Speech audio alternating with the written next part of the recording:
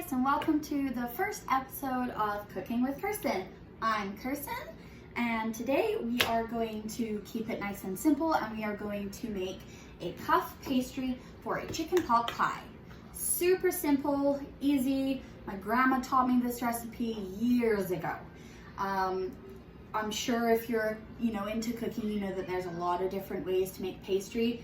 This one I have found is the easiest, simplest, and it's great for all kinds of pies, pastry things, it's wonderful. So what you're going to need is about 110 milliliters of cold water. You're going to need about just over a cup of flour, half a stick of frozen butter. I keep my butter sticks in the freezer, a grater, some little spatula, and your flour in a bowl. What you are going to do is you're going to take your grater and put it there in your bowl. And then you're going to take your stick of butter and you're just going to start grating this into your flour, making sure that all of it's gone and all of it's covered.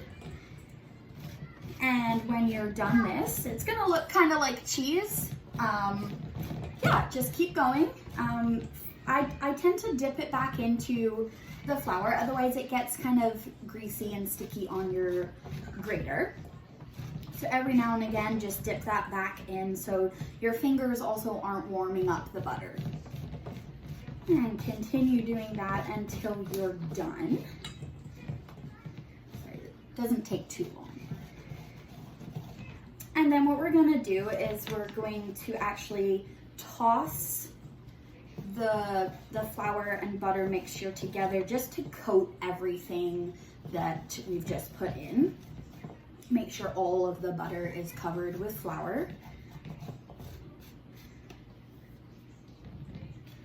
Scoop everything out of there. Take your little spatula guy and start covering your mixture. And then we're just gonna slowly start adding the water, because if we add too much too fast, it's gonna get sticky. We don't want it to be sticky. So we're just gonna add a little bit at a time and just mix that mixture until it's combined.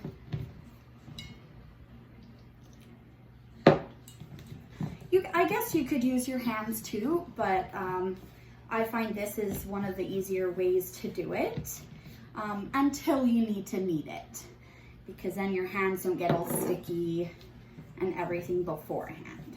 So we're just going to keep mixing that till it starts to form. You can kind of see it's getting a bit lumpy, and that's exactly what you want. So just go ahead and keep adding that. I tend to use this mainly for pies.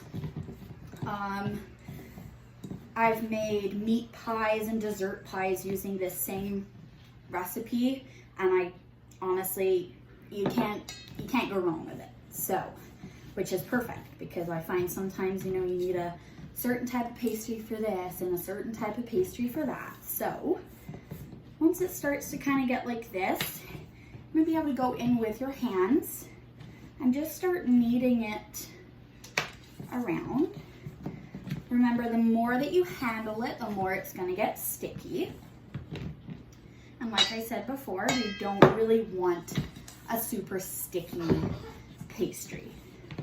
So once this has been rolled together, or kneaded together, I should say, what I do, is I actually pop it on some parchment paper, and I put it in the fridge for about 90 minutes. This is what your pastry should look like, and that's ready to be put in the fridge for about 90 minutes. I mean, I guess if you really need to use it right away, use it right away. I just find the best results when I refrigerate it, and then I can take it out. It's just easier to roll. I'm actually gonna stop the video here. I know it was super quick, but I will actually bring you back later when I decide to put my pot pie together.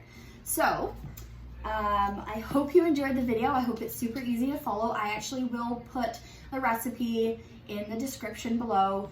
And yeah, I really hope that you guys come back and check out some more of the videos that I'm gonna be making. Thanks, guys.